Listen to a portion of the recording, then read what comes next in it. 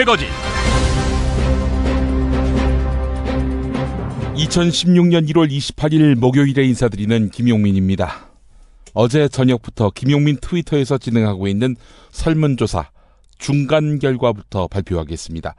김무성 새누리당 대표가 박근혜 대통령에게 노골적으로 불만을 표시하고 있지요. 향후 일이 어떻게 전개될 것 같은가, 이런 질문이었습니다. 6%는 박근혜 대통령이 김무성 대표를 조용히 불러서 다독일 것이다, 이렇게 전망했고요. 7%는 박근혜 대통령이 직접 대응할 것이다, 공격을 해도 직접 할 것이다, 이런 항목을 선택했고, 37%는 친박 세력이 대신 맞설 것이다, 이렇게 꼽았고, 50% 절반은 검찰 수사 등 외통수가 작동할 것이다, 이렇게 보았습니다. 김무성 대표를 향한 수사의 칼날이 드리워질 것이다, 이렇게 내다본 건데요. 이번 설문조사 어젯밤 9시 25분까지 2084분이 참여했습니다. 좀 더 진전된 설문 결과는 오늘 PDF판 용민일보에 소개하겠습니다. 어제 흐름은 친박 세력 대응설에 힘이 실리는 것 같습니다. 새로운 친박에서 신박인 원유철 새누리당 원내대표는 김무성 당대표가 국회 선진화법 과정에서 박근혜 대통령 지시에 친박들이 대거 동참했다면서 박 대통령 책임론을 제기한 데 대해 사실과 다른 부분이 있다, 이렇게 밝히면서 반박했습니다. 원유철 원내대표는 최경환, 윤상현, 유기준, 이경재 의원 등 당시 친박 내에서도 반대 또는 기권을 했다는 점에서 사실과 다르다, 이렇게 밝히더니 통과 시점은 공천이 끝난 뒤인 2008년 5월 초였다라고 강조했습니다. 친박들은 김무성 대표가 박근혜 대통령과 자신들을 정조준해서 강도 높은 비판을 가하고 나서니까 크게 격앙된 분위기를 보이고 있습니다. 공천권을 둘러싼 새누리당 계파 갈등, 더욱 파국적인 양상으로 전개되고 있다, 언론은 이렇게 보도하고 있습니다. 김용민의 뉴스 매거진, 반드시 알아야 할 뉴스 살펴보겠습니다.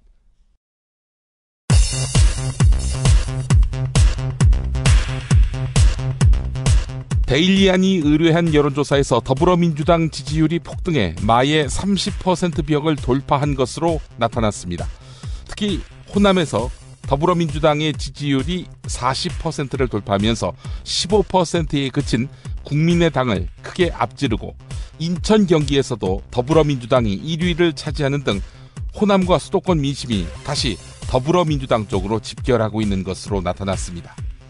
이번 조사는 RN서치에 의뢰해서 지난 일요일부터 화요일까지 사흘 동안 전국 성인 1,051명을 대상으로 정당 지지율을 조사한 결과입니다. 전화로 조사했고 표본 오차는 95% 신뢰 수준의 플러스 마이너스 3.0%포인트입니다. 박주선 의원도 국민의당에 합류했습니다. 이로써 국민의당 현역 의원은 17명으로 늘어났습니다. 박주선 의원은 수구 보수 세력의 폭주를 저지하고 정권 교체를 달성하기 위해서는 중도 개혁 세력과 야권의 핵심 지지 기반인 호남 정치 세력 사이에 굳건한 결합이 필수적이다, 이렇게 말했습니다. 박주선 의원의 합류로 다음 관심은 탈당 의원 박지원, 최재천 의원이 합류할지 여부입니다. 회견이 예정보다 3시간 넘게 늦춰질 정도로 격론이 이어진 미국과 중국 사이의 외교장관 회담. 중국의 입장은 확고했습니다. 북핵 문제는 대화와 협상이 유일한 방법이다. 제재가 목적이 되면 안 된다, 이런 뜻을 밝혔습니다. 들어보시죠. 半岛和平稳定是目标，为此必须推进无核化，关键是要解决问题。 왕이 중국 외교부장의 말이었습니다. 초강력 제재에 반대한다는 뜻을 명확히 한 것이죠. 이 때문에 북한에 대한 원유 수출 금지 등 미국 주도의 강력한 대북 제재가 사실상 힘들어졌다는 분석이 나오고 있습니다. 이런 가운데 지난 22일 박근혜 대통령이 제안한 5자 회담은 중국과 러시아가 일축하는 바람에 사실상 물 건너간 분위기입니다. 한편 중국은 한국의 사드 배치는 중국의 안전과 이익을 위험에 빠뜨릴 것이다. 한국 정부가 정말로 그렇게 한다면 한국과 중국 사이의 신뢰가 엄청난 손상을 입게 될 것이고 한국은 그로 인해서 발생하는 대가를 치를 준비를 해야 할 것이다. 이런 이야기입니다. 국정교과서의 편찬 기준, 이건 지필 가이드라인과 마찬가지인데요. 국민이 다 알아야 하는 일이라 곧 공개하겠다던 교육부. 그동안 차일피일 미뤄서 많은 국민들의 궁금증을 자아냈습니다. 그런데 교육부는 편찬 기준을 이미 확정해서 집필을 시작했다고 밝혔습니다. 이영 교육부 차관의 말입니다. 그동안에 어떤 여러 가지 이제 최몽룡 교수님 사태도 있었고요. 안정적인 어떤 집필 환경이라는 것이 지금 현재는 좀 필요한 상태다. 그러나 편찬 기준의 구체적인 내용을 밝히지 않았습니다. 다만 헌법 가치에 충실하고 북한에 대한 객관적인 이해, 대한민국의 자긍심을 갖도록 하는 내용을 담았다라는 대강만 전했습니다.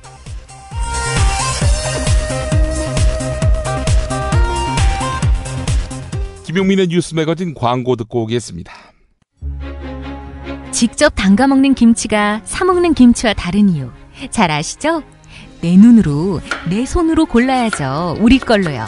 한 포기 한 포기 직접 손으로 소금을 뿌려 절이는 가장 깨끗한 손으로 정성과 진심을 담아 이 김치 쥐앗으로 못 써요. 나쁜 병균 틈타지 말아야 하니까.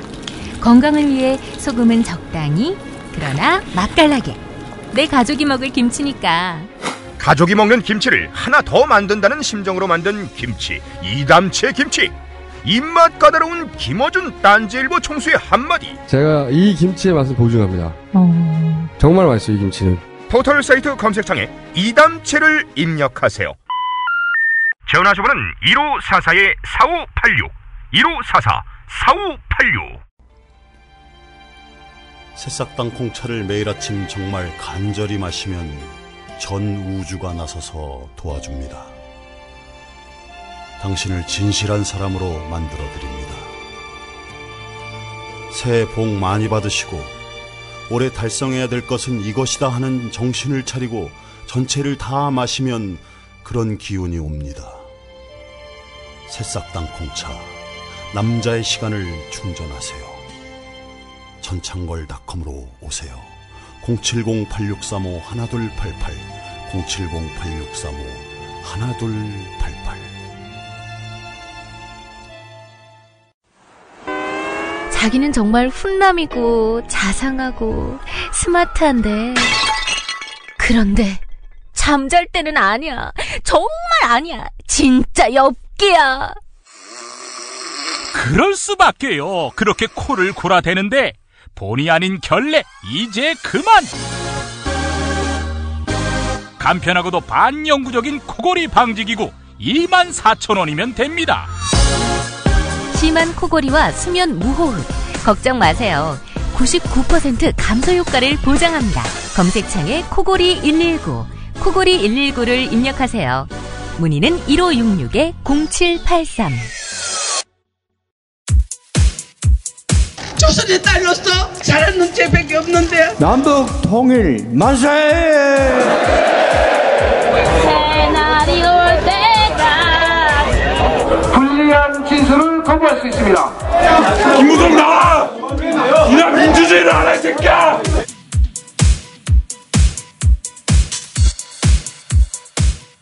뉴스는 현장이다 코너로 이어가겠습니다. 국민의당이 이희호 여사와 안철수 의원의 비공개 면담을 사전에 알리지도 않고 녹음하고 이걸 언론에 공개한 사실이 드러나면서 도덕성 논란에 휩싸였습니다. 우선 동교동의 불편한 기류를 박지원 의원이 대변했는데요. SBS 라디오 한수진의 SBS 전망대 방송 내용 일부를 들어보겠습니다. 어제 또 신년초 안철수 의원이 이희호 여사 내방했을 때 녹취록이 공개됐잖아요. 의원님께서도 보셨습니까? 그 기사는 보지는 않았습니다만은 양측으로부터 보고를 받았습니다. 우리 이호 여사님을 모시는 분들은 그러한 것을 녹취한 적이 없고요. 예. 상대방 측에서 녹취 여부는 잘 모르겠습니다만은 굉장히 유감스럽게 생각한다는 얘기를 들었습니다. 예. 그러니까 20분 중에 지금 일부분만 공개가 됐는데 지금 공개된 내용만 보면 안철수 의원이 발표한 것과는 좀 결이 달라서 지금 또 논란이 되고 있는데요. 의원님께서 보시기는 어떠세요? 그 문제에 대해서는 제에게 질문할 것이 아니라 안철수 의원 측에 질문하는 것이 보다 정확한 답변을 얻을 수 있을 것입니다. 예. 근데 어쨌든 의원님 보시기에도 안 의원이 발표한 거는 좀 결이 다르다고 생각은 하세요? 그 내용을 제가 구체적으로 알 수 없기 때문에 결이 다릅다, 같다 이러한 것을 얘기하기는 곤란하지만 예. 어떻게 됐든 어른께 얘기를 하고 일방적으로 그렇게 발표를 한 것은 바람직하지 않았다. 유감 표명을 합니다. 예. 새정치를 강조해온 국민의당이 호남 민심을 얻으려고 무리한 행동을 했다가 비판을 자초했다는 지적이 나오고 있는데요. 안철수 의원이 실무진의 녹음 사실을 인정하고 사과했는데 새정치를 강조해온 안철수 의원으로서는 적잖은 타격을 입게 됐습니다. 안철수 의원 어제 국민의당 당사에서 기자들과 만나서 녹음 사실을 인정했지요. 발언 내용 들어보겠습니다.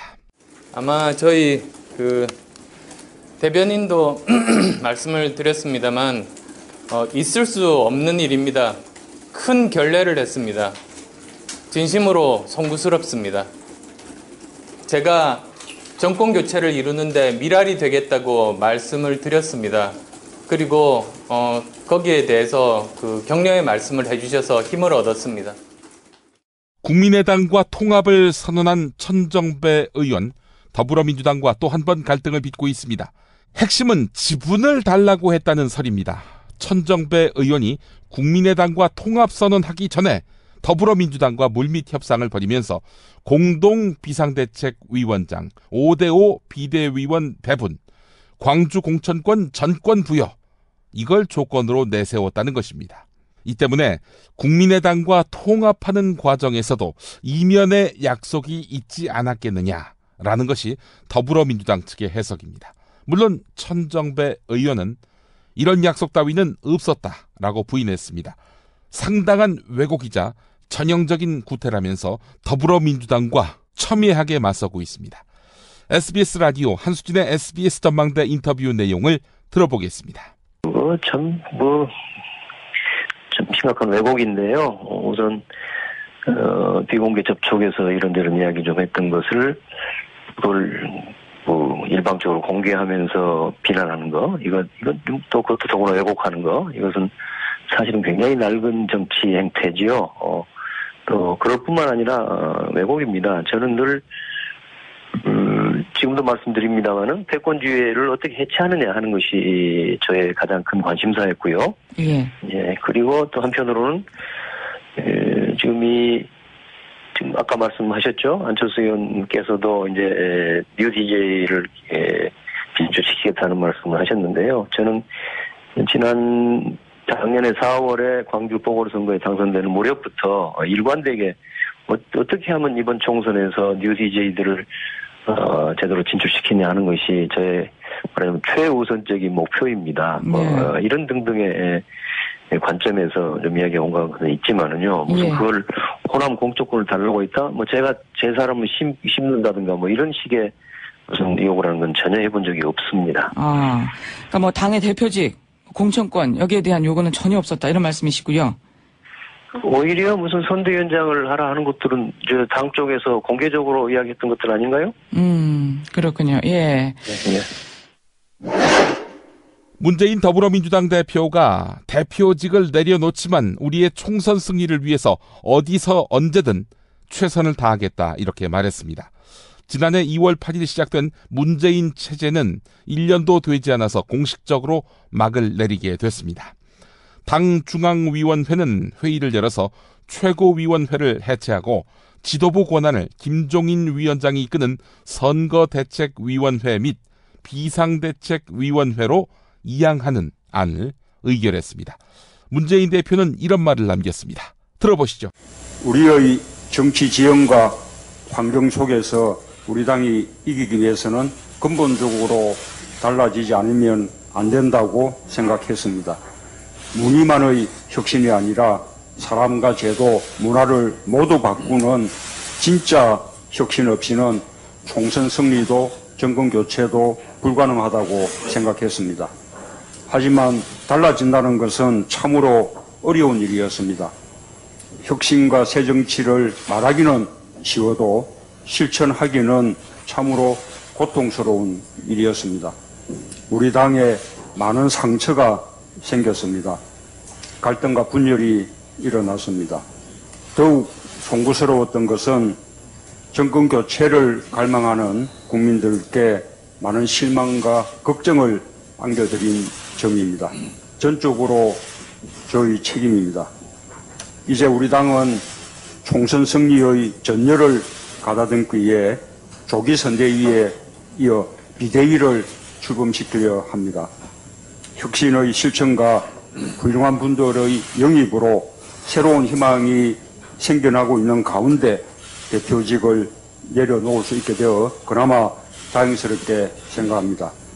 새로 출범할 비대위와 선대위가 우리 당의 총선 승리를 잘 이끌어 주실 수 있도록 당원 동지들과 국민들께서 많은 지지와 성원을 보내주시길 부탁드립니다. 저도 백의종군으로 최선을 다하겠습니다.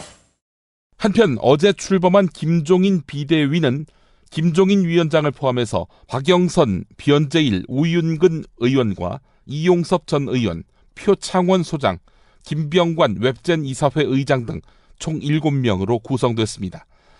한편 김종인 위원장은 전두환 씨가 이끈 국가보위 비상대책위원회 재무분과위원을 맡았던 것과 관련해 이렇게 해명하고 또 사과했습니다. 네, 사실 저는 국보위가 성립된 과정에서 나타난 재반 사항에 대해서는 저도 저 자신도 철저하게 그런 일이 있어서는 안 된다는 입장은 확고합니다. 어떻게 민주주의 국가에서 급작스럽게 그와 같은 사태를 발생을 시켜가지고서 많은 인명을 피해가 된다는 데 대해서는 저도 다른 분들과 마찬가지로 절대로 있어서는 안 될 일이 일어난 일이라고 이렇게 생각합니다. 그리고 이제 그 다음에 제가 저희 전문성 때문에 비대위에 참여하게 됐던 건데 지금 우리 광주의 그 당시의 상황을 경험하신 분들에게는 그 굉장히 참 부정적인 이런 거라고 생각을 하시기 때문에 제가 이 비대위 참여하던 경력이 이 광주의 여러분들에게 어떠한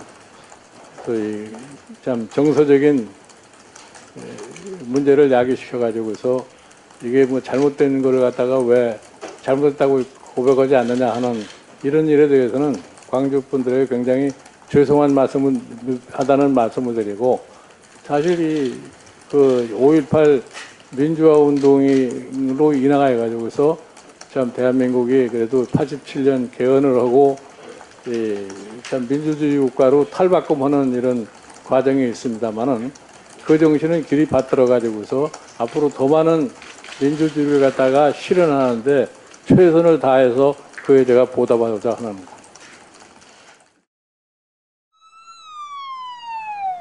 어우, 저 사고 큰데 사람이 많이 다쳤겠어요. 아니, 저 차량은 뭐가 그리 급하다고 과속 운전에 끼어들기까지 하나? 아니, 근데 운전자 보험은 가입했을까? 운전자 보험이요? 저런 인사사고 때에는 상대방한테 형사 합의금을 지불해주는 운전자 보험 말이에요. 변호사 비용도 주고 벌금도 보장해주는 운전자 보험. 아, 자동차 보험에서 보장해주지 않는 대인 합의금을 보장해주는 보험 말이에요? 그거 굉장히 비싸지 않나요? 아니에요. 난 7,000원 운전자 보험 카페에서 가입했는걸요. 뭐라고요? 7,000원 운전자 보험 카페? 홈쇼핑에서도 월 2만 원에서 3만 원이던데. 버스도 승합차도 트럭도 자가용이라면 7,000원 운전자 보험 카페. 우와, 대박. 비싼 보험료 때문에 힘드시죠? 풀보장 운전자 보험을 저렴하게 만나는 가장 좋은 방법. 다음 네이버 카페에서 7,000원 운전자 보험을 검색해보세요. 전화문의는 02-849-9730. 10년차 베테랑 손해보험 전문 설계사가 평일은 물론 주말 공휴일에도 상담해드립니다. 다시 한번 전화 문의는 02-849-9730. 7,000원 운전자 보험, 택시, 버스, 트럭 등 영업용 차량 운전자 보험도 상담해 드립니다.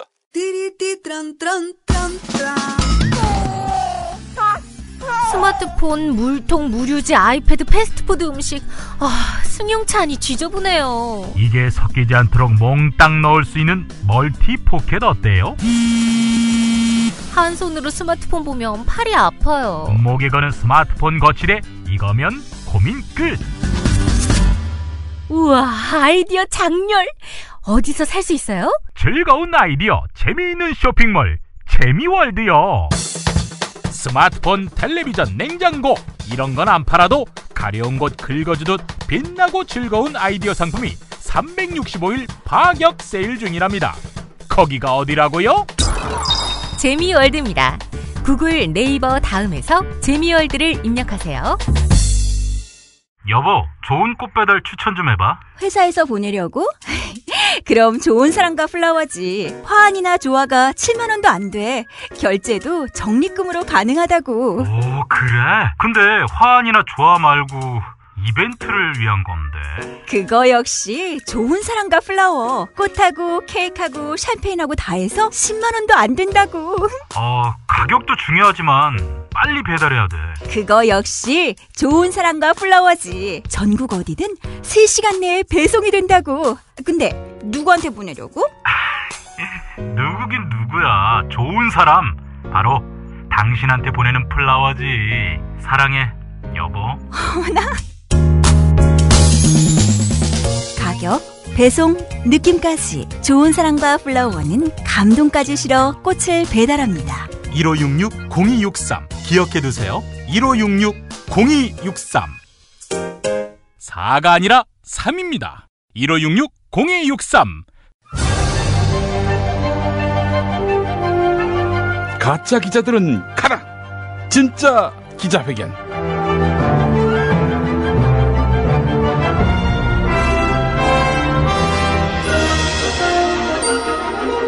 지금 대한민국 대통령께서 입장하십니다.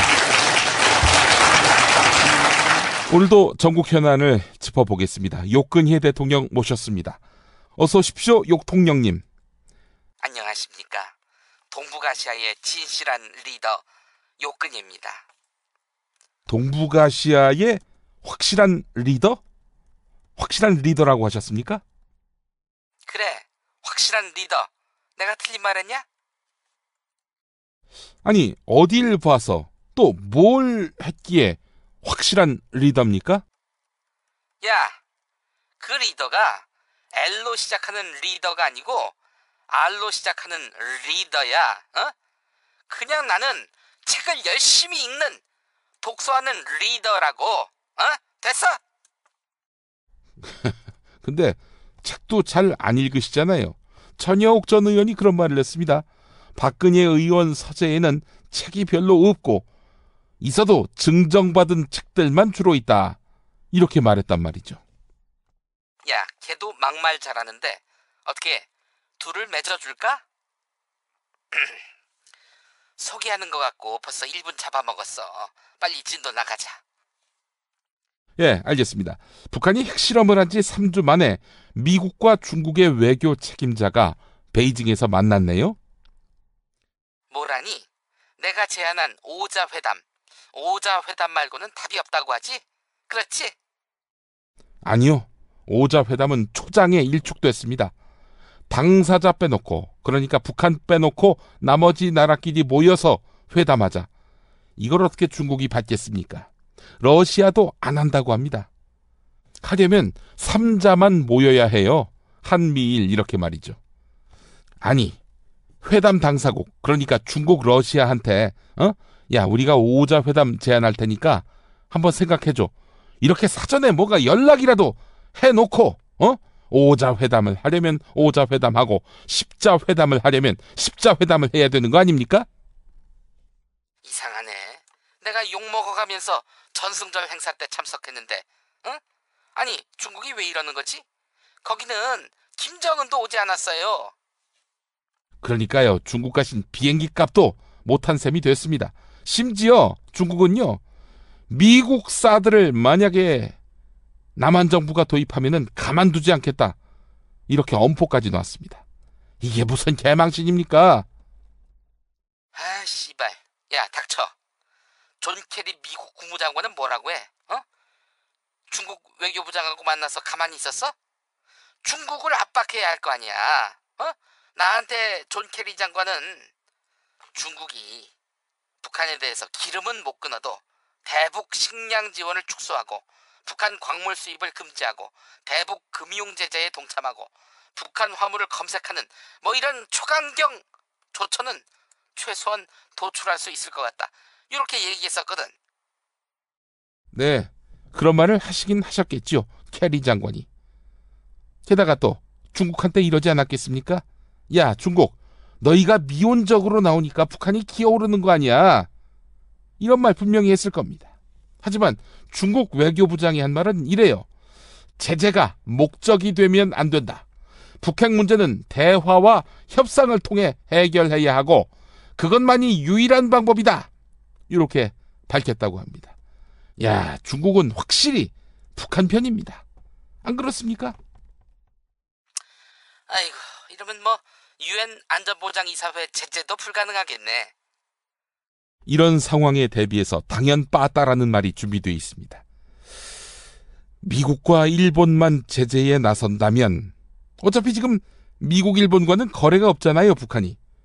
그러니까 북한으로서는 불편함을 느끼지도 못할 겁니다. 야, 그럼 어떡하냐? 달라지는 게 없잖아, 그러면은. 우리 욕통령님도 말이죠, 확성기 방송 볼륨 올리는 거 말고는 다른 대책이 없잖아요. 그죠? 그러니까 북한을 움직이게 만드는 카드가 좀 있어줘야죠, 이런 국면에서. 지금처럼 다 막고 다 끊고 다 엎어버리고, 아니 이래서 얻은 게 뭐가 있습니까? 얘는 얻은 게 왜 없니? 연평도에서 보온병 선물로 받았잖아. 기억 안 나? 야, 막말되지. 너한테 아이디어 좀 하나 구해보자. 북한이 핵을 포기할 방법 뭐 있을까? 이건 어떨까?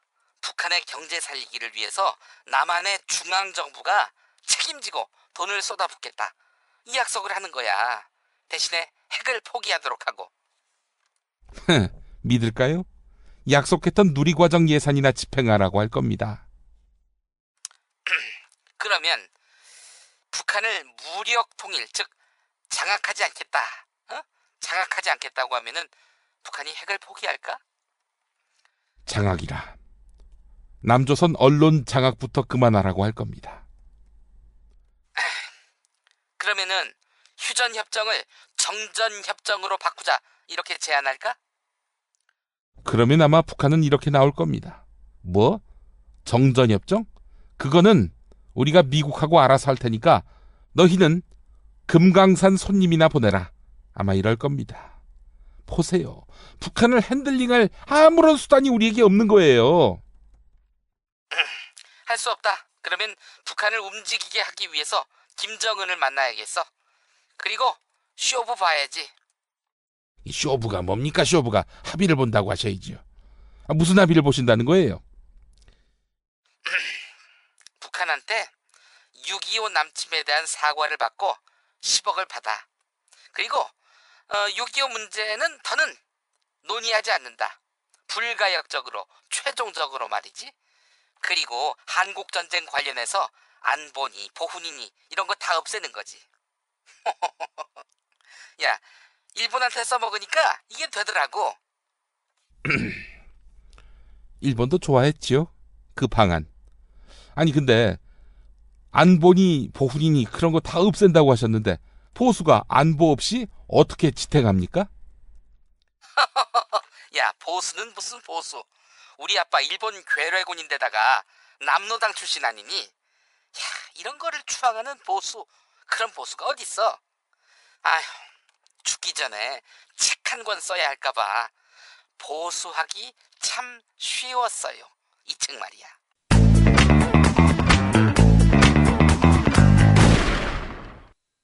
박근혜 왜 저러지? 문재인, 김무성, 안철수는 또 왜 저러지? 뉴스로는 알 수 없는 진짜 정치 현장 이야기. 한겨레 정치팀 기자들이 취재 수첩을 낱낱이 공개합니다. 본격 정치관찰 팟캐스트. 언니가 보고 있다. 팟빵에서 언니를 검색하세요. 정치 한 건에서 시간입니다.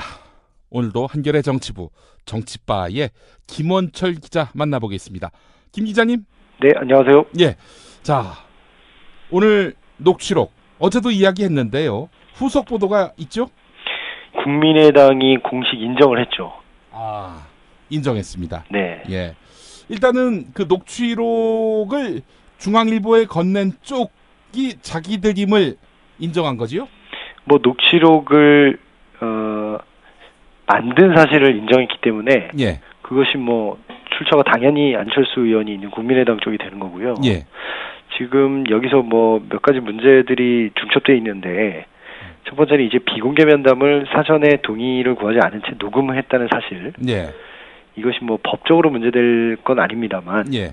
약간 도의적으로 도덕적으로 좀 비난의 소지가 있죠. 예. 예. 그러니까 당사자 중 한쪽이 녹음한 거면은 문제가 없고, 예, 문제는 없습니다. 제3자가 만약에 몰래 녹음했다. 이게 만약에 사실이라면은 통신비밀보호법을 위반하는 것이기 때문에 처벌 대상이고요. 예, 그렇죠.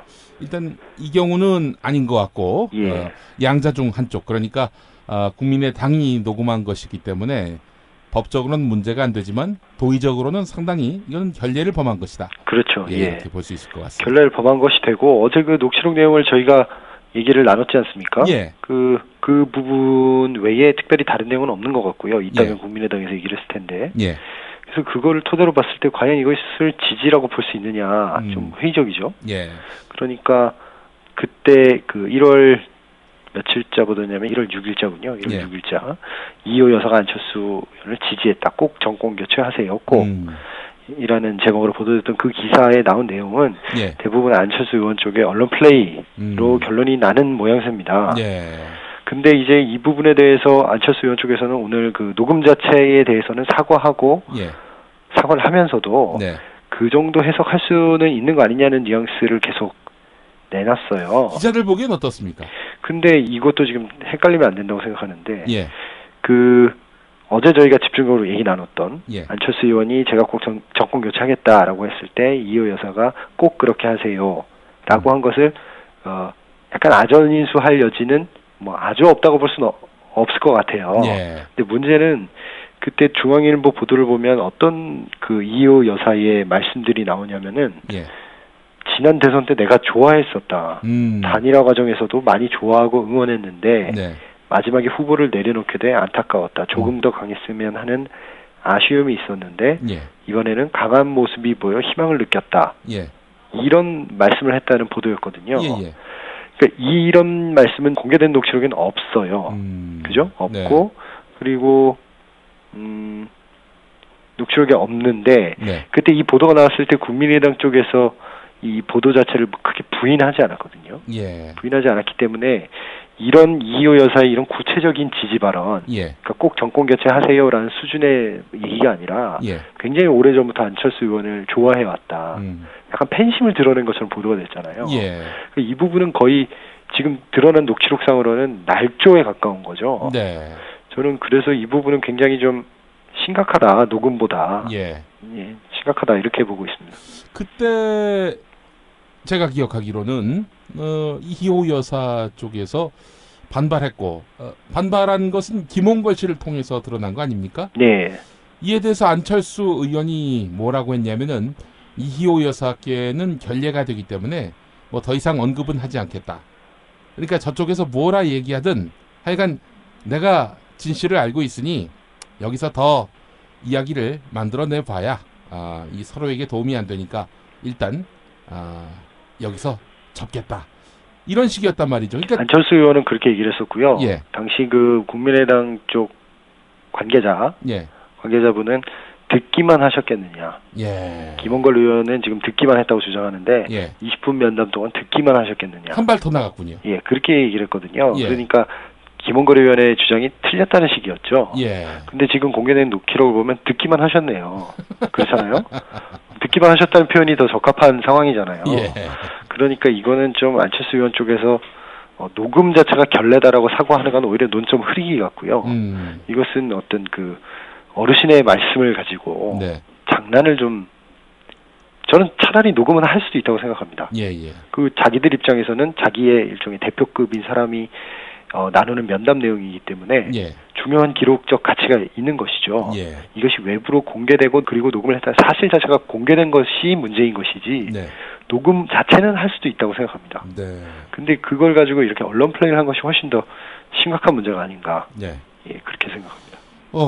새 정치를 하겠다는 분이, 혁신 정치를 하겠다는 분이 처음부터 뭔가 좀 삐걱거리는 모습을 보이는 것 같아서 좀 답답하네요. 네. 안타깝기도 하고 말이죠. 자, 이어간 녹취록 얘기는 여기까지 하고, 김종인 지금 현재 선대위원장, 비대위원장이 됐죠? 예, 예. 예, 이제 문재인 대표가 중심이 된 최고위원회가 오늘 사실상 해체를 했는데, 네. 어제 사실상 해체했는데 말이죠. 본격적인 김종인 당대표 체제다. 이렇게 봐도 되겠네요. 예, 예.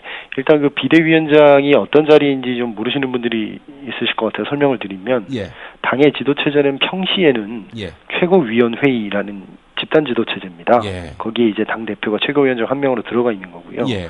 근데 그 체제 자체가 지금 자발적으로 붕괴시킨 거죠. 예. 붕괴시키면 지도부가 공백 상태이기 때문에 예. 당원에 따라서 비상대책위원회, 네. 그 개그 콘서트의 코너도 있었죠.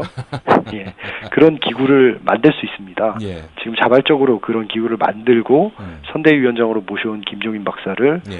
비상대책위원장을 겸직하게 한 거죠. 예. 따라서 김종인 박사는 지금 말이 비대위원장이지 그냥 당 대표라고 보시면 됩니다. 예. 예. 당대표. 예.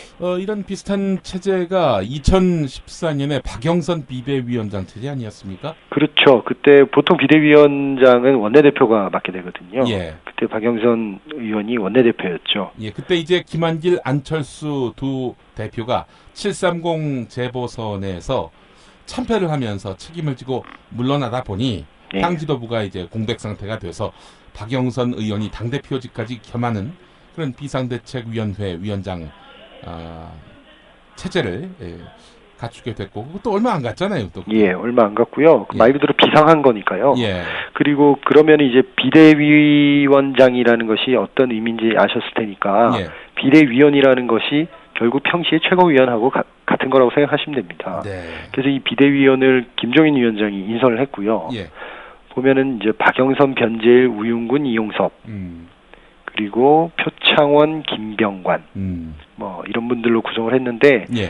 뭐 골고루 배치가 됐어요. 일단 그 정책통이죠. 박영선, 변재일, 우윤근, 이용섭 이분들은 소위 말하는 그 김종인 박사의 경제민주화에 예. 발을 맞출 수 있는 경제 쪽 정책 쪽 통들이죠. 예. 그리고 주류인 우윤근, 이용섭, 그리고 비주류인 박영선, 변재일, 그리고 영입인사인 표창원, 김병관 등을 적절히 배치를 했는데, 예. 뭐 어쨌든 김종인 위원장이 자기가 다 인선을 한 거기 때문에 예. 이제 굉장히 세게 장악력을 가지고 예. 이제 정권을 행사하게 되겠죠. 예. 오늘 뭐 비대위원장 되자마자 기자들의 질문에 답하는 형식이긴 했지만은 광주에 사과했죠? 사과했죠. 예. 예. 그 국보위 참여 논란에 대해서 이렇게 말씀하셨네요. 민주주의 국가에서 급작스럽게 그와 같은 일을 발생시켜서 예. 많은 인명 피해를 낸 사실에 대해 예. 절대로 있어서는 안 될 일이라고 생각하고 제가 참여했던 전력에 대해서 광주분들께 굉장히 죄송하다는 말씀을 드린다. 예. 이렇게 사과를 했습니다. 예. 일단 뭐 이 문제는 털고 가야 되겠다 이렇게 판단을 했던 것 같습니다. 예. 지금 뭐 당 내에서는 그 주류인 소위 말하는 친노 세력들은 김종인 위원장을 모셔온 입장이고, 예. 그래서 김종인 위원장에게 소위 말 들이받을 수 없는 상황이죠. 네. 그리고 비주류 쪽 혹은 남아있는 비주류 네. 그분들 같은 경우에는 공천을 김종인 위원장이 할 거기 때문에 네. 또 소위 말 찍소리 못하는 상황이죠. 그래서 지금 뭐 거의 김종인 위원장 단독 예. 체제라고 보시면 됩니다. 김종인 패권주의 이런 얘기는 아직 안 나왔죠. 그런 얘기는 아직 안 나왔습니다. 예, 알겠습니다. 자, 마지막 이슈. 오늘 그 한겨레 배달판에서 볼 수 있는 단독 기사군요? 기사. 예. 예. 단독 기사죠? 특종 기사입니다. 예. 네. 특종 기사 제가 소개를 좀 해드리려고. 예. 그 어제자 신문에 일제히 보도가 됐는데요. 공무원법 개정안이 국무회의를 통과했는데 거기 이제 공직 가치 조항에 애국심이 들어가고 그 입법 예고할 때 보면은 애국심 말고 다른 것들이 많이 있었거든요. 민주성, 공익성 이런 것들이 있었는데 그것들은 싹 빠졌어요. 그러니까 이게 도대체 어떻게 된 거냐? 보통 입법 예고한 대로 국무회의에 올라가서 이렇게 처리가 되잖아요. 근데 이게 어떻게 된 거냐고 알아봤더니 황교안 국무총리가 애국심을 넣어라. 이렇게 지시를 해서 급작스럽게 이루어진 일이라는 거죠. 아, 그게 황교안 작품이었군요. 황교안 국무총리의 작품이라는 사실을 한겨레가 확인해서 보도했습니다. 놀라운데요. 사실은 황교안이 빠진 그 기사만으로도 충격이었습니다. 그렇죠. 애국심을 도대체 어떻게 측정한다는 건지 그것도 불분명하고. 그렇죠. 애국심이라는 조항 자체가 말 자체가 나쁜 얘기는 아닌데 그 굳이 뭐 민주성, 청렴성 이런 것들을 빼고 애국심을 넣는다는 건 좀 그 맥락이 이상하잖아요. 청렴성 정도는 뭐 예를 들어서 비리 사건에 연루되지 않는다든지 이런 객관적인 어떤 기준이 있잖아요. 그렇죠. 근데 이 애국심은 뭘로 그걸 측정하는 건지. 그러니까 이건 좀 위헌 소지도 있어 보이고요. 이건 약간 양심의 자유를 침해하는 측면이 있고. 그렇죠. 또 앞으로 또 그런 식의 잣대라면은 현 정권이 요구하고 있는 애국심이라고 하는 것이 새누리당에게 가까운 보수 우파에게 가까운 성정을 평가할 것이다. 이렇게 인식이 돼서 정부 여당에게 좀 더 가까운 방향으로 인처리를 할 가능성도 있어 보이고 말이죠. 그리고 실제로 지난해 5급 공채 면접 시험에서 그 공직 가치를 핵심적으로 평가하는 쪽으로 시험 방식이 바뀌었거든요. 근데 이렇게 법 개정이 되면 이제 애국심이라는 공직 가치가 공무원 시험의 면접에서 평가 기준으로 합법적으로 활용되게 되죠. 그렇게 된다면은 사상 검증이 이루어지고 얼마든지 이걸 또 오용할 가능성도 있어 보이고. 그렇죠. 이게 애국심이라는 게 공무원들이 이 국민 전체를 섬기는 그런 마음으로 애국심이라면 뭐 가지는 만큼 저희에게 좋은 것이겠습니다만 보통 정권을 향한 충성 이런 걸로 애국심이라는 단어를 활용하지 않겠습니까? 아니 그 다른 사람도 아니고 말이죠. 검사 출신의 황교안 총리가 이런 애매모호한 위헌 소지가 있는. 원래 공안 검사들이 애매모호한 걸로 합니다. 하는 일이 다 애매모호하거든요. 네가 보면은 애국심이 없을 것 같아. 뭐 이런 걸로 해가지고 사람 가두기도 하고 못 살게 굴기도 하고 했었던 그런 기억이 납니다. 자, 김원철 기자 오늘도 수고하셨습니다. 네, 고맙습니다. 공화국 참치 논평. 구이동 대양 참치를 맛보지 못한 국민 여러분은 진정한 참치 맛을 보기 위한 강도 높은 중대 조치를 취하실 계획을 표명하시고 곧장 구이동으로 달려오시기 바란다. 참치에 대한 체질적인 거부감과 적개심을 노골적으로 드러내는 분도 구이동 대양 참치에 오시면 추호도 용납할 수 없는 포악무도한 폭식 행위를 자행할 것이다.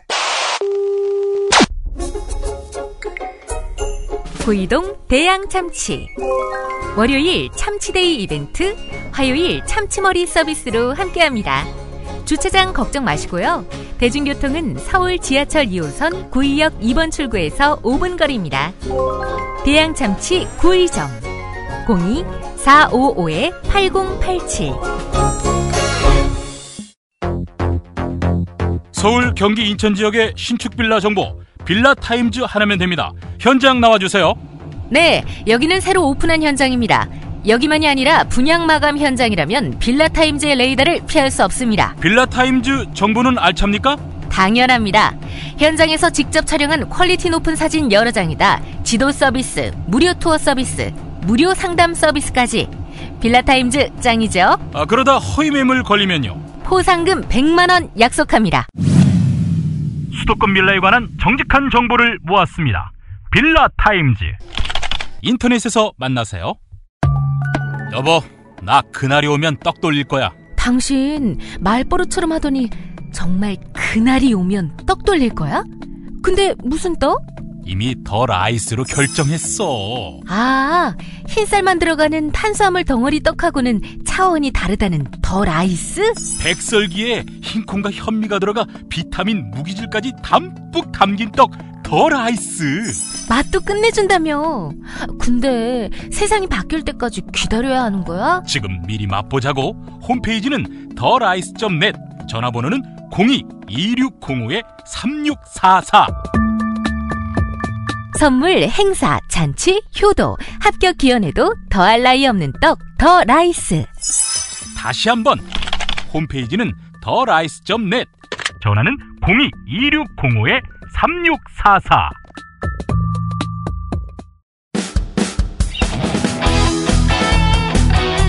당신이 알아야 할, 또 우리 공동체가 알아야 할 뉴스, 김영민이 챙겨드립니다. 지금은 제1부 뉴스 매거진과 함께하고 계십니다. 경제의 속살 들여다보겠습니다. 이완배 민중의 소리 기자 연결돼 있습니다. 이완배 기자님. 네, 안녕하십니까. 예. 자, 오늘 첫 소식은 국제 경제라고 봐도 될까요? 네, 네, 맞습니다. 아프리카 이야기네요. 네, 그렇습니다. 최근에 이제 우리나라도 굉장히 추웠지만, 예. 아프리카 일대에서는 가뭄이 굉장히 오랫동안 지속된 모양이에요. 그래서 이 흉작으로 세계 식량 계획이 발표를 한 수치인데요. 예. 아프리카 남부에서만 굶주림에 직면한 인구 숫자가 1,400만 명이다 이렇게 발표를 했습니다. 예. 네. 그런데 우리가 지금 접하고 있는 현대 경제학이라는 분야가요. 예. 굉장히 다양한 영역을 다루고 있는데 예. 제일 약한 부분이 어떤 부분이냐면 예. 빈곤 문제, 가난 문제를 다루는 데 있어서 현대 경제학이 굉장히 취약합니다, 실제로는. 그래서 이걸 좀 어려운 용어로 후생 경제학이다 이렇게 얘기를 하는데 이 분야에서는 노벨 경제학 수상자가 한두 명밖에 나오지 않았고 예. 아직도 빈곤 문제를 학문적으로 제대로 다뤄내는 이 경제학 분야가 굉장히 좀 열등한 상태이거든요. 예. 근데 제가 아프리카나 동남아시아 쪽의 빈곤 문제를 다루는 여러 사람들의 이야기를 들어보면 예. 굉장히 제가 안타깝게 생각을 하는 게 좀 속된 말로 얘기를 하면 백인의 경제학, 서구의 경제학 시각으로 그들의 빈곤 문제를 계속 다루는 겁니다. 그런데 그 문제는 그렇게 다루면 저는 절대 해결이 안 된다고 생각을 하는 쪽입니다. 이게 이제 굉장히 유명한 말인데요. 데스몬드 투투라는 남아프리카 공화국의 대주교신데, 넬슨 만델라하고도 굉장히 친분이 있으셨던 분이신데요. 이 데스몬드 투투 주교가 남긴 말이 있습니다. 제가 이거 한번 읽어드리겠습니다. 선교사들이 아프리카에 왔을 때 그들은 성경을, 우리는 땅을 가지고 있었다. 기도합시다라는 그들의 말에 우리는 눈을 감았다. 우리가 눈을 떴을 때 우리는 성경을 가지고 있었고 그들은 땅을 가지고 있었다. 이 1800년대 후반부터 유럽에 확장되는 이 제국주의라는 것이 실제로 동남아시아와 아프리카 경제의 지금의 빈곤에 저는 90% 이상 책임이 있다고 생각을 합니다. 그런데 이건 사람마다 생각이 조금 다를 수 있겠지만 과연 제 생각이 맞는지 어떤지는 청취자분들께서 들어봐 주시고 한번 판단을 해봐 주셨으면 좋겠는데요. 혹시 아프리카 지도를 한번 이렇게 눈여겨보신 분들이라면 조금 이상하게 생각을 하시는 게 있을 겁니다. 아프리카 사하라 사막 이북 쪽의 북부아프리카 지역의 지도는 국경선이 자로 된 듯이 딱딱 이렇게 그어져 있습니다. 그래요?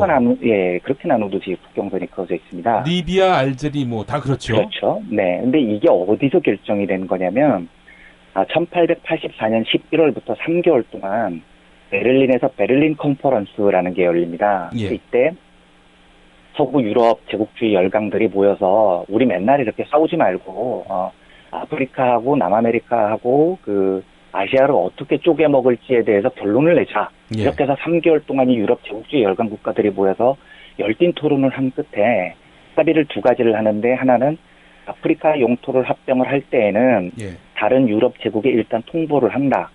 그리고 합병 유효화를 위해서 효과적인 점령 전술을 구사를 한다. 이게 이제 걔네들이 합의를 한 거거든요. 그러면서 그때 베를린 컨퍼런스에서 아프리카 북부 지역 지도를 그렇게 쪼개버리는 겁니다. 이렇게 자로 딱딱 넣어가지고 여기는 누구 거, 여기는 누구 거, 이런 식으로 지들이 다 나눠버린 거죠. 딴 나라 같은 경우에는 국경을 보면은 강이라든지 산세, 요새 이런 것들을 중심으로 이제 지도가 그어지는데 거기는 정말 자로 피자 쪼개듯이 이렇게 쪼개버린 겁니다. 지들끼리요. 네. 그런데 이때 이 유럽 제국주의자들이 이 아프리카나 아시아의 식민지를 개척하면서 자기들끼리 이제 정당화시키기 위해서 내세웠던 말이 문명화 미션이라고 합니다. 그러니까 가난한 나라들을 우리가 문명화시켜야 줘야 된다는 미션이 있다. 이건 신으로부터 받은 소명이다. 자기들이 그렇게 얘기를 하면서 예. 그 문명화 미션을 수행을 하는데 가장 중요한 그 핵심 이데올로기라고 할까요? 예. 이게 뭐냐면 제가 그 영어를 해서 죄송한데요. 화이트 맨스 벌든 이렇게 얘기를 합니다. 백인의 짐이라는 겁니다. 그러니까 백인들이 벌든 짐을 자기들이 지고 있는데 그 짐이 뭐냐면 가난하고 불쌍한 우매한 아프리카 흑인들을 개화시켜주는 게 자기들이 져야 될 짐이다. 숙명이다. 어려운 일이다. 이런 식으로 표현을 하는 거죠. 예. 혹시 이제 더디어드 키플링이라는 작가를 저희 청취자분들께서 들어보셨을지 모르겠는데요. 네. 이 이름을 얘기를 하면 아마 잘 모르실 텐데, 예.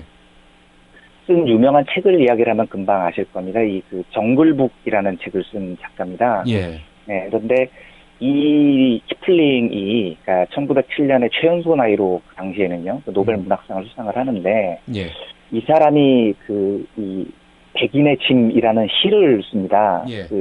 이제 식민지를 개척을 해야 되는 백인의 의무, 숙명 이런 시를 쓰는데 내용이 어떻냐면 예.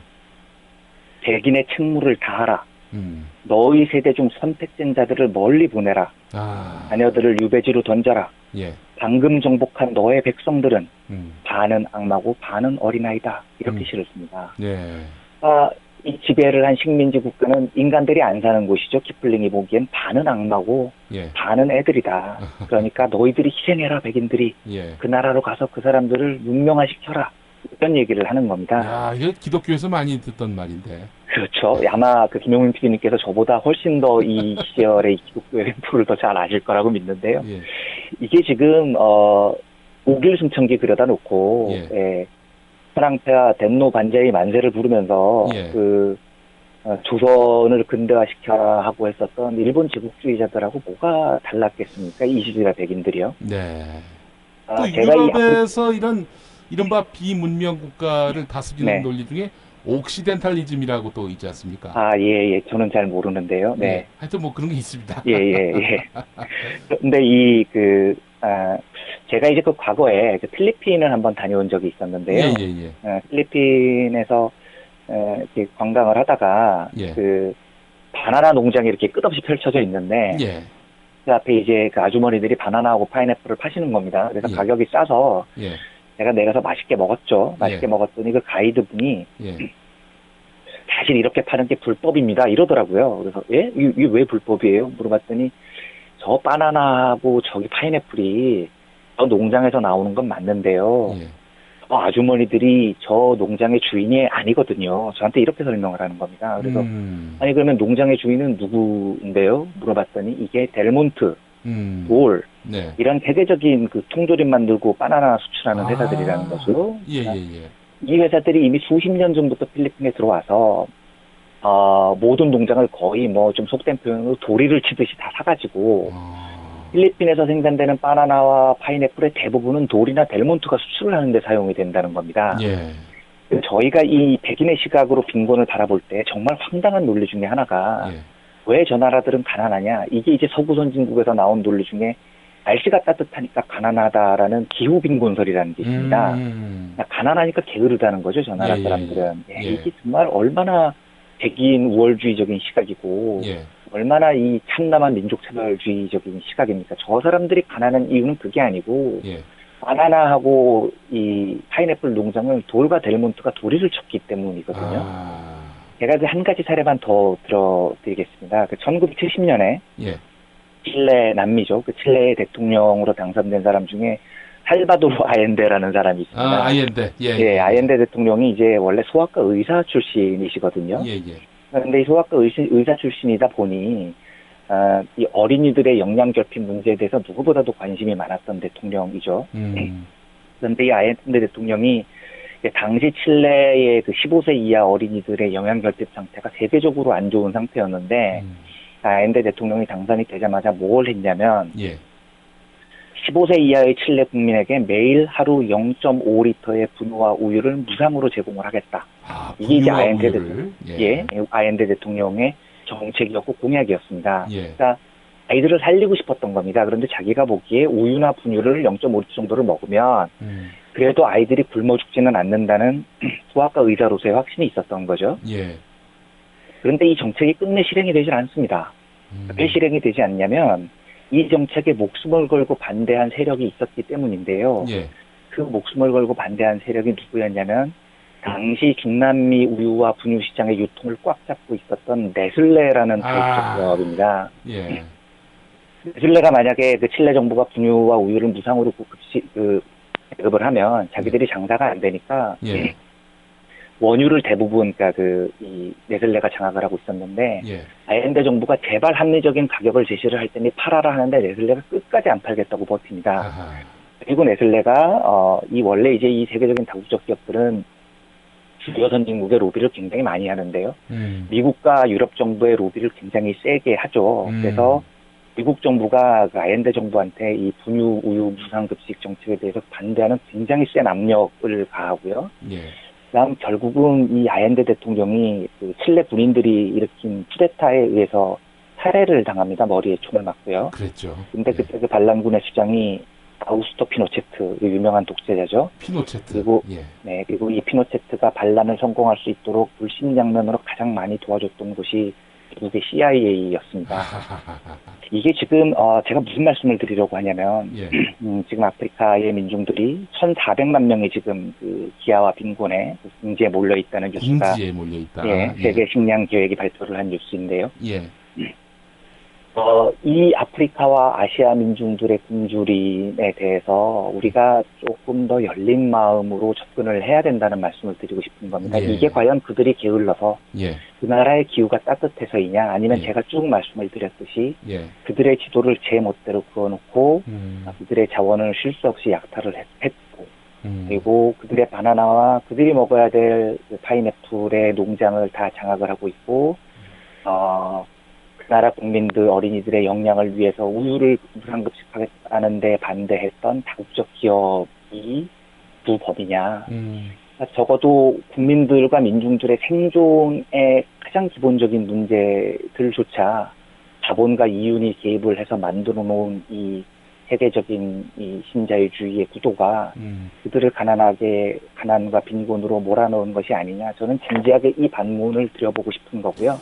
예. 앞으로 이 빈곤 문제에 대해서 조금 더 많은 경제학자들이 제대로 된 연구를 해서 예. 아프리카와 동남아시아의 민중들의 빈곤의 책임이 어디에 있고 책임을 물리자는 게 아니라 그래서 이 문제를 어떻게 해결을 해야 되는 것인지에 대해서 예. 보다 진전된 세계의 지성들의 연구가 나오기를 소망하는 마음이 있습니다. 예, 가난하고 게으른 뭐 아프리카 민중들 이 이야기를 접하다 보면 네.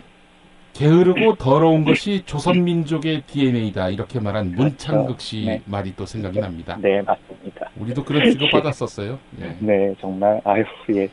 아직도 그런 말을 하는 사람이 참 그렇게 큰 자리까지 올라가고 하는 것만 봐도 너무너무 화가 나죠. 네. 예. 알겠습니다. 자, 다음 소식. 네. 백남기 농민 뭐 여태 네. 회생될 가능성이 없어 보여서 너무나 안타까운데 말이죠. 그렇습니다. 네. 자, 뭐 한중 FTA로 사실상 우리가 쌀을 포기한 거 아니냐. 지금 쌀 네. 자급률은 우리나라가 100%인데 이 100% 신화도 곧 허물어질 것이다. 네, 맞습니다. 사실 쌀 자급률만 100%지 나머지 뭐 콩이라든지 이런 기본적인 그렇죠. 곡류들 네, 뭐 거의 네. 형편없이 자급률이 맞습니다. 떨어졌잖아요. 네, 네.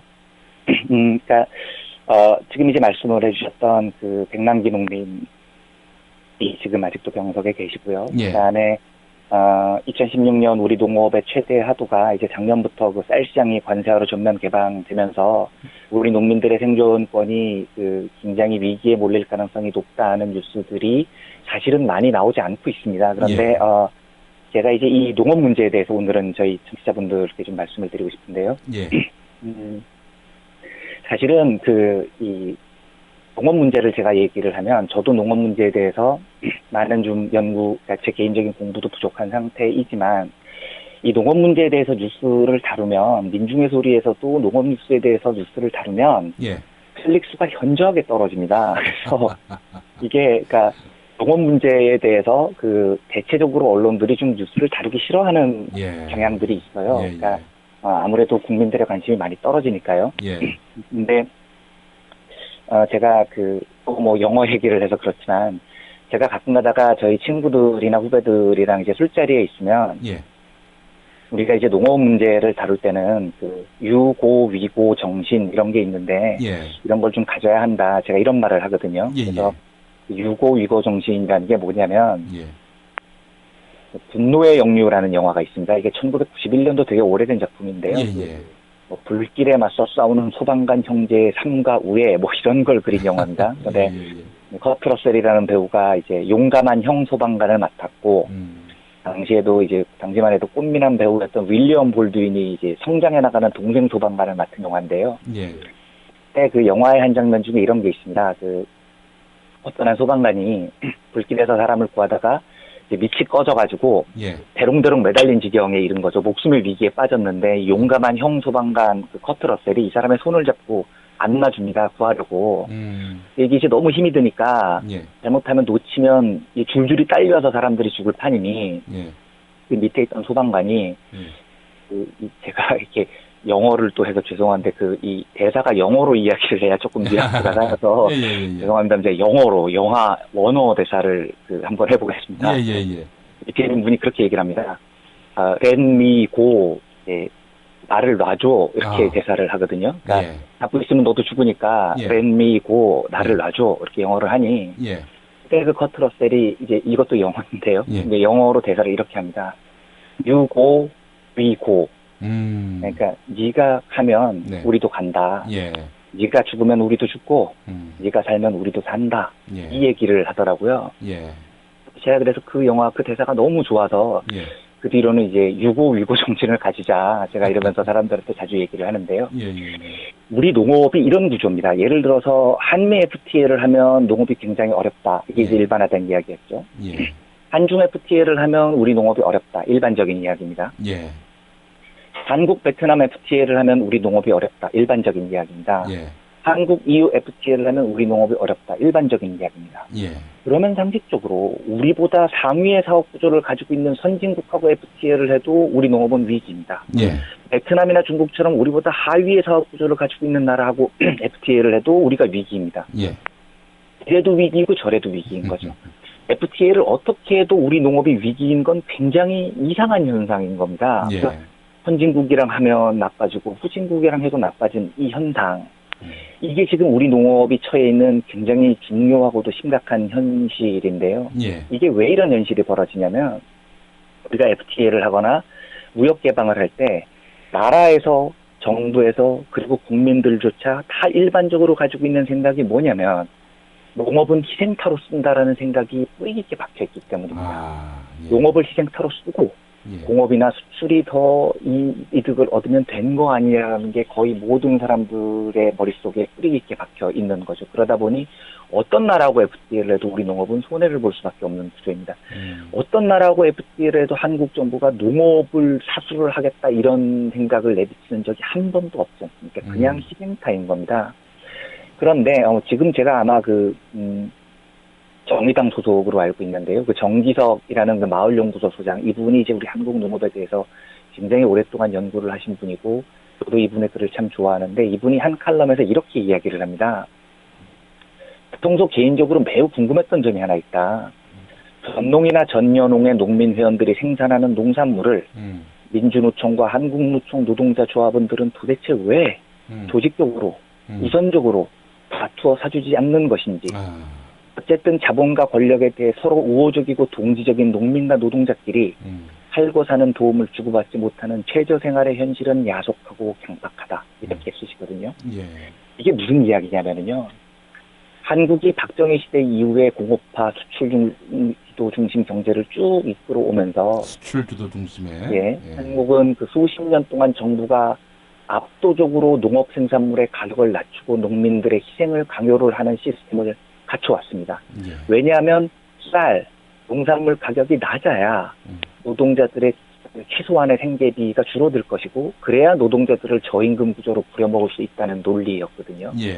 그러니까 농민들의 희생을 전제로 노동자들에게 저임금을 강요하는 이 현실 때문에 우리 노동자들도 힘들고 우리 농민들도 힘이 든 겁니다. 그래서 사실은 양파값이 오르면 농민들은 기쁘지만 노동자들은 양파값이 오르면 화가 나는 거죠. 그래서 똑같이 자본 앞에 서야 되는 노동자와 농민들이 서로 경쟁하고 경합하는 관계가 돼버린 겁니다. 그러니까 농민의 농산물 가격이 올라가면 노동자들이 즐거워해주지 않습니다. 야, 씨, 양파값 올라서 우리 살기 힘든데 왜 이런 거야?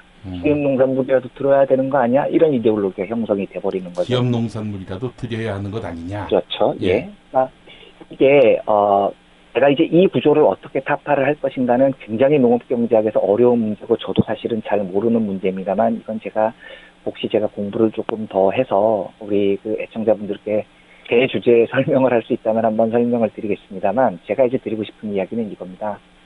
좀 운동권적인 단어여서 저희 청취자분들이 좀 거부감을 느끼실지도 모르겠는데요. 연대라는 단어는 이럴 때 저는 사용이 돼야 한다고 믿습니다. 우리 농민들이 굉장히 아프고 힘들 때 우리 도시에 사는 사람들이 농민들에게 연대의 손길을 내밀어 주지 않으면 아까 김용민 PD님께서 이야기를 하셨던 쌀 자급률마저도 위의 식량 안보마저도 식량 주권마저도 심각하게 위협을 받는 지경이 될 겁니다. 대부분의 국민들이 그리고 정부가 농업을 희생타로 생각하는 이데올로기가 사라지지 않는 한 우리 농업은 점점 더 어려운 지경에 빠질 거거든요. 제가 그 백남기 농민 돕기 그 매생이 판매를 김용민 PD님께서 이제 광고를 해주시는 걸 몇 번 트위터에서도 보고 방송으로도 듣고 한 적이 있었는데요. 제가 개인적으로 무척 감사하게 생각을 합니다. 그러니까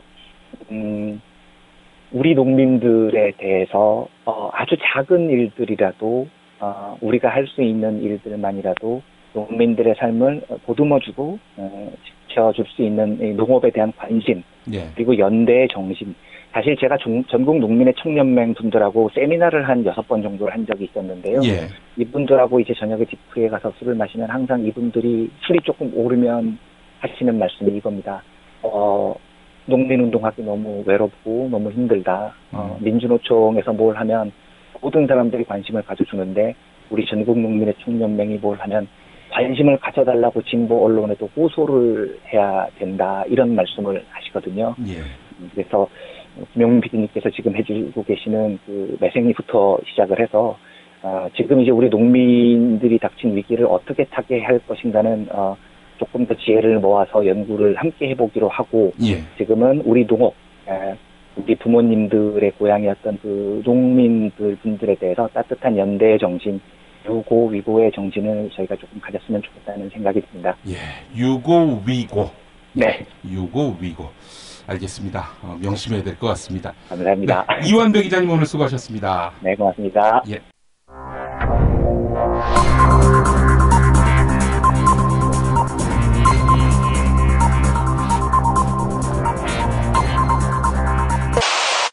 공화국 논평.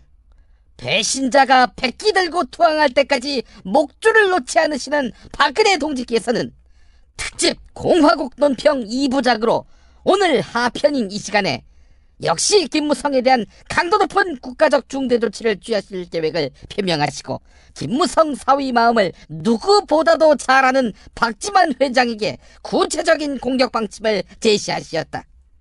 경애하는 박근혜 동지의 단호한 결단은 박동지 때문에 악법 중에 악법 선진화법이 생겼다고 하더니 어제는 권력 주변의 수준 낮은 사람들이 완장을 찼다면서 박동지의 사람 보는 눈이 일천하다 못해 박약하다는 비방모략을 더는 용납하지 않겠다는 강력한 응징의 의지다. 김무성은 난 이해가 잘 안 된다. 대선 때 박근혜 대통령을 지지하지 않은 사람이 새누리당 안에 있느냐? 그럼 다 친박 아니냐? 라고 하던데 김무성에게 보청기를 달아주고 휴전선에 있는 확성기를 떼어다가 김무성 집 앞에 설치해서 야, 친박 아닌 게 맞거든? 이런 말을 해줘야 할 것이다. 김무성은 또한 내가 친박을 만든 사람이다. 그런데 나보고 친박이 아니라고 한다. 라고 말했는데 너를 내 친박, 내 친박동지라는 사실을 간과하는 아주남을 또다시 노출하고야 말았다. 김무성은 또한 화끈하게 마음문을 열고 같은 식구로서 얘기하고 싶었는데라고 하며 박동지가 대화도 소통도 안 하는 철벽 불통꾼으로 비방해서 박동지에 대한 체질적인 거부감과 적개심을 노골적으로 드러낸 추호도 용납할 수 없는 포악무도한 도발 행위를 하고야 말았다. 김무성은 정녕 박동지와 소통하고 싶다면 일단 영안실의 시신이 돼서 상갓집에 문상온 박동지와 만나는 일밖에는 없음을 알고, 그럼에도 불구하고 박동지를 만나고 싶다면 알아서 오동나무 관에 들어가야 할 것이다. 김무성은 총선까지며 그 이후에 이 나라는 진박으로 300석을 꽉꽉 채운 박한민국의 새 길로 달려가게 될 것이다. 그리하여 박동지를 참을 수 없이 모독하고 우롱해온 자들에게 자신의 아둔했던 과거가 얼마나 심각했는지를 똑똑히 깨닫게 할 것이다. 어머나, 이게 다 여기 있었네. 그래요, 충남소선의 명인이 만든 감태가 이슈. 경남 밀양에 눈꽃 동충 하초가 있다 아닙니까? 겁나게 맛있는 나주에 청정 한우도 있단게요.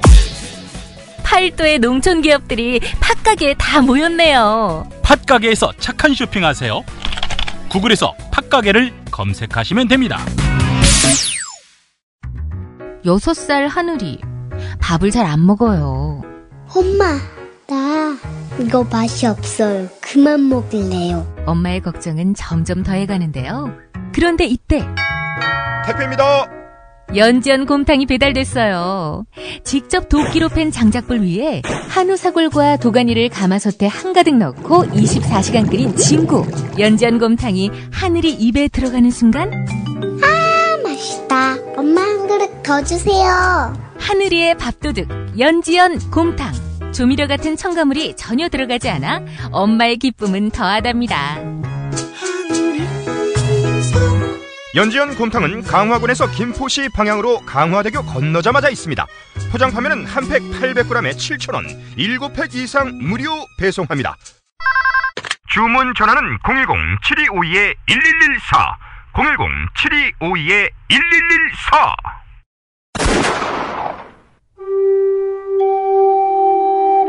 백성들이 학살당할 때 함께 피 흘리는 교회는 존경받습니다.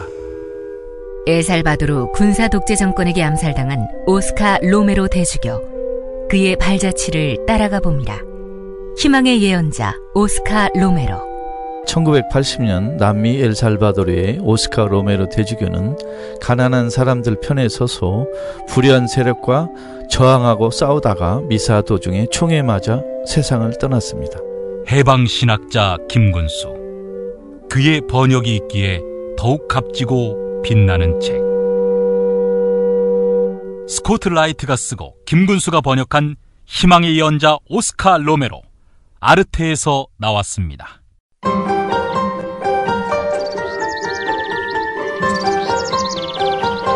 오늘의 날씨. 네, 오늘 서울 경기는 대체로 흐리겠고 충청도는 밤부터 비나 눈이 내리겠습니다. 서울의 아침 기온 영하 5도, 낮 기온은 4도로 오늘과 비슷하겠습니다. 강원도도 흐린 가운데 어제와 비슷한 기온을 보이겠습니다.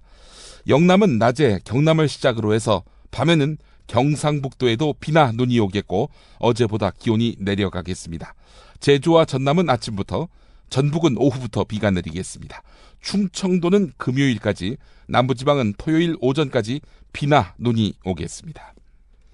오늘 김용민의 뉴스 매거진은 역사학자 전우용 선생의 트윗을 소개하면서 마무리하려고 합니다.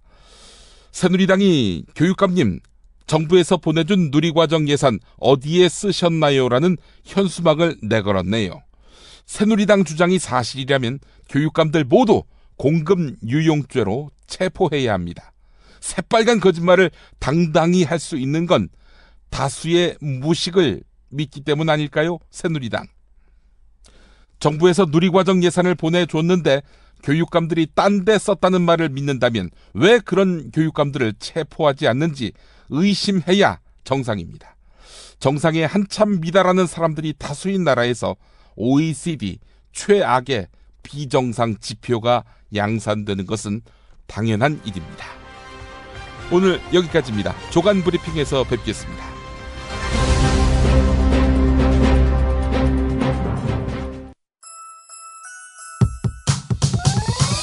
이번 방송 괜찮았나요? 작별의 여운 이렇게 표시해주세요. 다운로드하기, 댓글 달기, 구독하기, 별점 주기. 더 좋은 방송 만들어달라는 약속 이렇게 응원해주세요. 다운로드하기, 댓글 달기, 구독하기, 별점 주기. 기억하셨죠? 다운로드하기, 댓글 달기, 구독하기, 별점 주기.